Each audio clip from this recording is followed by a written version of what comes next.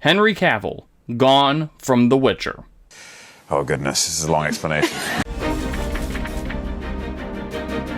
Before we get into this weekend's shocking news, be sure to hit those like and subscribe buttons so you never miss a tabletop and fantasy update. First, the good news. Netflix has renewed The Witcher for a 4th season. However, just days after announcing that he was back in the cape as Superman, Henry Cavill announced that he was leaving his role as Geralt.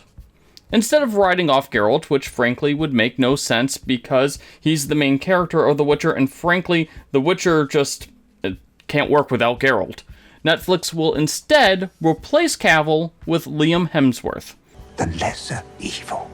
Of course, Liam Hemsworth is best known for being the brother of Chris Hemsworth, and was also Miley Cyrus's husband for about a year, and I guess also starred in a couple of those Hunger Game movies or something. Now, filming The Witcher is basically a full-time job. The first and third seasons of the show took like 6 months to film, and that doesn't leave Cavill with a ton of time to film a Superman movie, or take on any other major filming project. And with Warner Brothers now launching DC Studios with James Gunn as its creative head, yes, that also happened last week, it's just we don't cover superhero news, it almost seems certain that now that he's not on The Witcher, Cavill can now film a new Superman project, or any other DC project that has a substantial role for Superman. Heck, if the Snyderverse is no more, we might see Cavill appear in multiple projects recruiting for a new Justice League or something. But wait!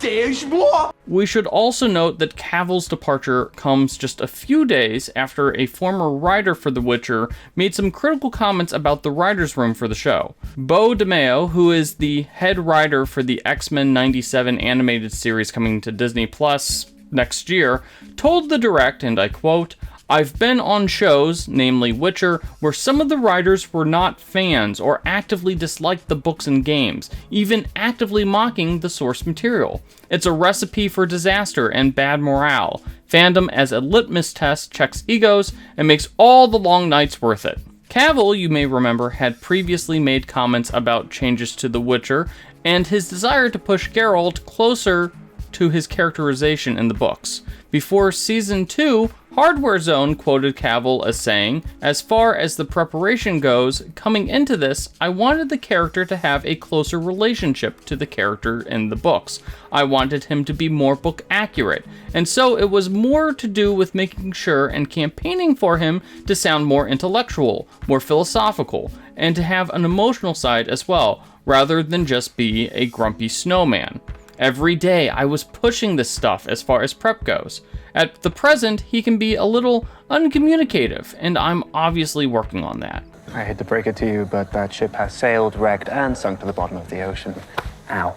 Now, Cavill hasn't said anything negative about his time on The Witcher. In fact, he called Geralt a journey filled with both adventures and monsters, and said that he's passing the torch with reverence for the time spent embodying the character.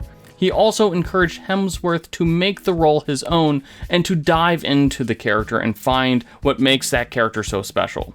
I guess we will see Cavill's last performance on The Witcher next summer when the 3rd season of the series airs on Netflix. Were you stunned by The Witcher's shocking departure? Let us know in the comment section, and be sure to like this video and subscribe to the Character Sheet.